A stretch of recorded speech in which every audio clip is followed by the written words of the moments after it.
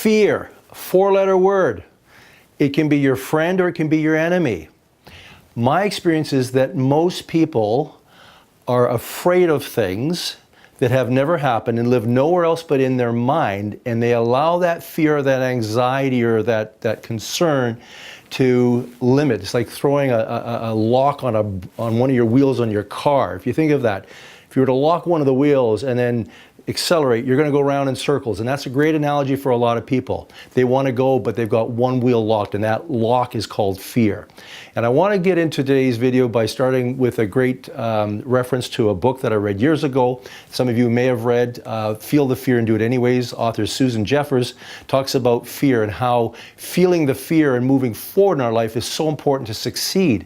And I want to expand on that a bit, and also give certainly encouragement, if you're interested in this topic, to go get the book that Jeffers wrote, because it has a lot of great content in it. But one thing that I'll frame today's video by is a statistic that she cites in her book. And she says that research shows that about 90% of what people fear will never happen to them. The other 10% are beyond our control. So if you think of it, most of us spend a ton of time worrying about things that, first of all, will never happen, and the things that do happen, we can't control them. So what do? How do I, because we can all relate to this, everybody's afraid of something. The most powerful executives that I work with sometimes, when the door is closed, when they share with me what they don't share with anyone else because they can't or they think they shouldn't, we are all living in a state of anxiety and fear to some level. And some people keep faking it till they make it, and some people just keep faking it. And you know who I'm talking about. So let's take a look personally. What does this mean to you? So if there is something that you want to do, just picture something right now in your mind. What is a goal? What is an objective? What is something you'd like to achieve? What have you done? Have you taken a step in moving towards that? Or do you keep talking about someday I'll this and I should that?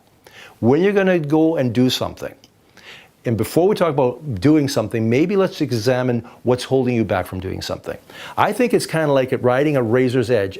On one side of this, if you step to the left, as it were, the fear leads to a downward spiral. It's negative thoughts, it's inaction. It can literally, physically inhibit you. You can break out in cold sweats, anxiety, stress, and just start freaking yourself out, worrying about what might happen. And remember, you haven't done anything yet.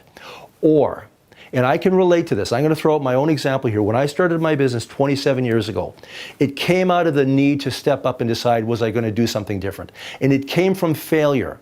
I failed forward. I was with an organization where I was terminated, fired, right? There's just netted out. And it was one of the best things that ever happened to me, because it took what I'm talking to you about today, and I looked at it myself and said, okay, Ralph, what are you going to do with this? And I chose to feel the fear and do it anyways. This goal, this passion, this desire I had to help people, to coach, to teach, and to facilitate, I decided to move in that direction. So rather than letting fear hold me back, I used it as a goal, as a motivator, as something to inspire me to take action. Did I succeed the first time? Was it flawless and beautiful? Are you kidding? No. I mean, I think back and some of the things I did, I went, I did that? Yeah, I'm way smarter and better today than I was then. But I didn't get here without trying. So what about you?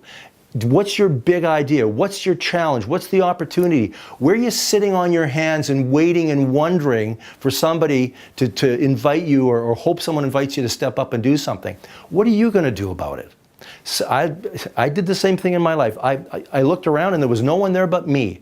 And I realized I had to step up. And so those goals that I had, the excitement, the passion, and my belief in what I was doing, or if you will, my why, was something that motivated me forward. And what ended up happening, that gave me direction. It gave me purpose. It gave me clarity. And it gave me the ability to step up and to interact and engage people who were looking for what I was offering. So it was training and coaching at the time primarily. That's 27 years ago. Now, what about you?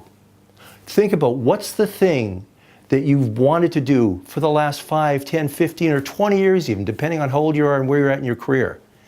What's stopping you?